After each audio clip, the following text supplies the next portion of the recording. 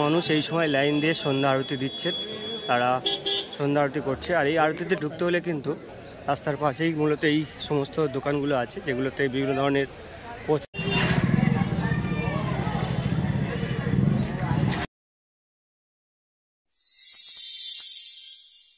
Hello everyone, আরও একটা নতুন ব্লগে তোমাদের সকলকে অনেক অনেক স্বাগত। ব্লগের প্রথমে তোমাদের সকলকে জানাই অগ্রিম মহাশিবরাত্রি। আমাদের কলকাতার বুকে এমন একটা শিব মন্দির রয়েছে, যে মন্দিরে মহাকাল উজ্জয়িনীর পর চিতা ভস্য দিয়ে সন্ধ্যা আরতি হয়। আজকের এই ব্লগে আমি তোমাদেরকে দেখাবো নিমতলা ভূতনাথ মন্দির। এই মন্দির খুব জাগ্রত এবং কলকাতার অন্যতম একটা প্রসিদ্ধ এবং জাগ্রত মন্দির।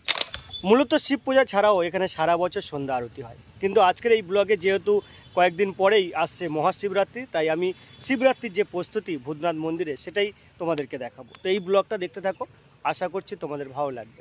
আজ আমি একটু ঘুরপথেই যাব ভূতনাথ মন্দিরে। তিনটায় একটা মাঝেরহাট লোকাল রয়েছে, এই ট্রেনটা যায় বালিগঞ্জ এবং সেখান থেকে মাঝেরহাট থেকে আবার এই ট্রেনটা চলে যায় দত্তপুকুর। আর দত্তপুকুর যাওয়ার পথে শোভাবাজার আহিরিটোলা স্টেশনটা পড়ে। তো চলো এই ট্রেনটা ধরে যায় এবং তোমাদের এই যাত্রাপথটা আমি একটু দেখাই। ট্রেন এসে থামলো মাঝেরহাট, এটা হচ্ছে মাঝেরহাট স্টেশন। আর আমাদের ট্রেনটা দাঁড়িয়েছে 5 নম্বর প্ল্যাটফর্মে।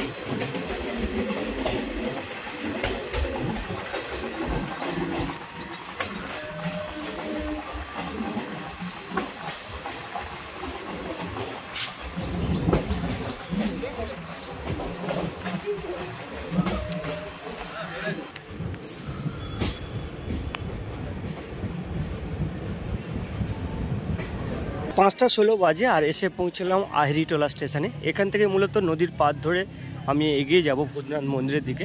ভূতনাথ মন্দিরে প্রবেশ করার আগে ঠিক মন্দিরের আগের লোকেশানটা তোমাদেরকে দেখাবো, কতটা সুন্দর লাগে নদীর পাড়টা এবং এই নদীর পরিবেশটা, সেটা তোমাদেরকে দেখাবো। স্টেশন থেকে বেরিয়ে ঠিক হচ্ছে এই গঙ্গার পাড়, আর গঙ্গার পাড় ধরে একদম এই রাস্তাটা সোজা চলে যাচ্ছে কিন্তু একেবারে ভূতনাথ মন্দিরের দিকে। আর এই দিকটা থেকে সালকিয়া দেখা যায়, সালকিয়া সবচেয়ে বড় যে শিব ঠাকুরটা রয়েছে সেটা দেখা যাচ্ছে। তো চলো আস্তে আস্তে এই রোডটা ধরে এগিয়ে যাই একেবারে ঠিক ভূতনাথ মন্দিরের কাছে। আজকের ভূতনাথ মন্দিরের যে পরিবেশটা তৈরি হয়েছে আর প্রিপারেশানটা হচ্ছে মহাশিবরাত্রি উপলক্ষে, সেটা তোমাদেরকে দেখাই। যারা মন্দিরে পূজা দেবে ঠিক এই দিকটাতে প্রচুর ফুলের দোকান রয়েছে, আর গঙ্গার জল নেওয়ার যে পাত্র সেগুলোও রয়েছে। এই ভূতনাথ ঘাট থেকে কিন্তু অনেকে জল নিয়ে একেবারে সোজা বেরিয়ে যায় তারকেশ্বরে। তো আস্তে আস্তে দূরের যে লাইটটা সেটা দেখা যাচ্ছে ভূতনাথ মন্দিরে প্রচুর আলোকসজ্জা হয় এই সময় মহাশিবরাত্রি উপলক্ষে।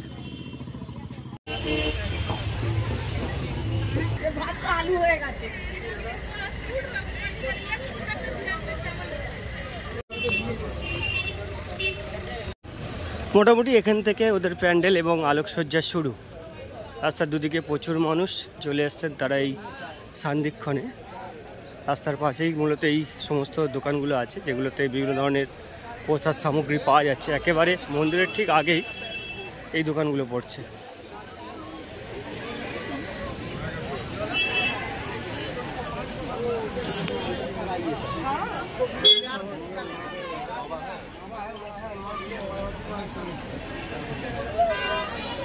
এই হচ্ছে একেবারে ভূতনাথ মন্দিরের সামনের অংশ। প্রচুর মানুষ এই সময় লাইন দিয়ে সন্ধ্যা আরতি দিচ্ছে, তারা সন্ধ্যা আরতি করছে। আর এই আরতিতে ঢুকতে হলে কিন্তু আমাদেরকে লাইনে দাঁড়াতে হবে। আর ঠিক তার এই পাশেটাই রয়েছে কবিগুরু রবীন্দ্রনাথ ঠাকুরের সমাধি প্রাঙ্গণ।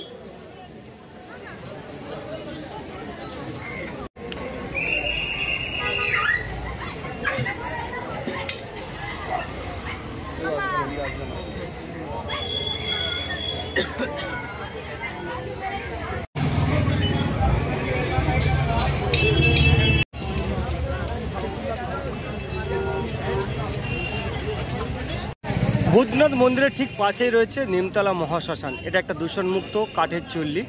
তো চলো তোমাদেরকে একটু এই যে মহাশ্মশানটা রয়েছে, নিমতলা মহাশ্মশান, সেটা একটু দেখাই। ঠিক এই দিকটাতে রয়েছে ইলেকট্রিক চুল্লি এবং কাঠের চুল্লির যে মহাশ্মশান সেটা, আর এটা তার পাশেই গঙ্গার পাশে, নিমতলা ঘাটের একেবারেই পাশে নদীর পাড়। এখানে বসে অনেকে তাদের সময়টা অতিবাহিত করছে। এখান থেকে গঙ্গার ভিউজটা তোমাদেরকে একটু দেখাবো।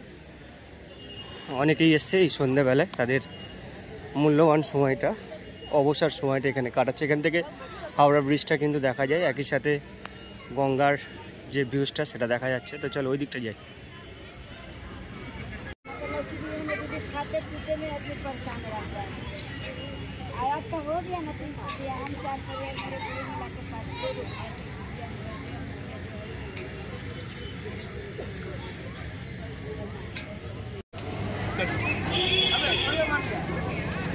कत्ते कमाई के धंधा भी है।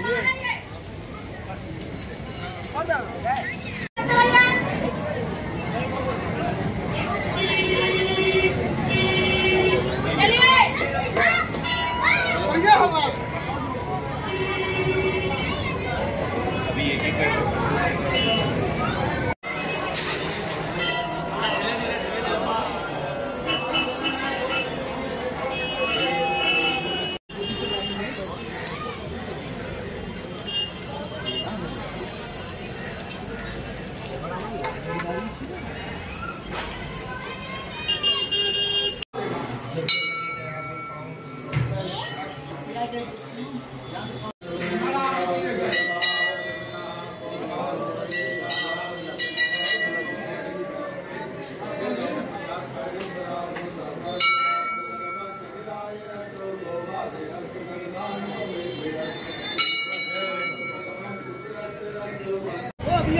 चलिए चलिए चलिए।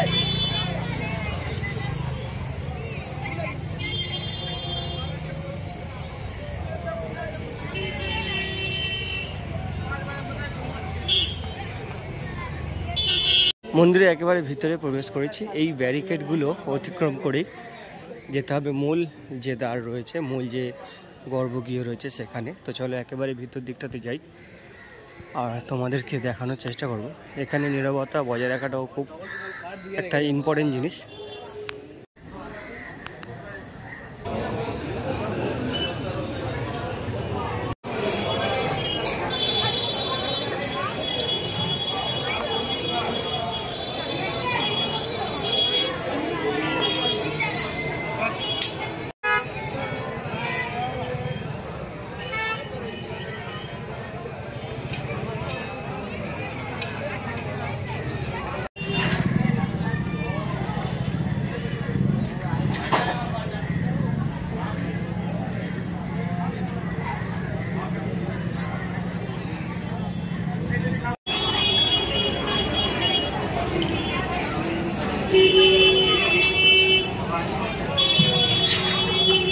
নিমতলা ভূতনাথ মন্দিরের ব্লগটা এখানে শেষ করলাম। কেমন লাগলো আজকের এই স্পেশাল ব্লগটা, মহাশিবরাত্রির এই স্পেশাল ব্লগটা? অবশ্যই কমেন্ট করে জানাবে। আর দেখা হবে নতুন কোনো জায়গায়, নতুন কোনো ব্লগে। Till then, take care.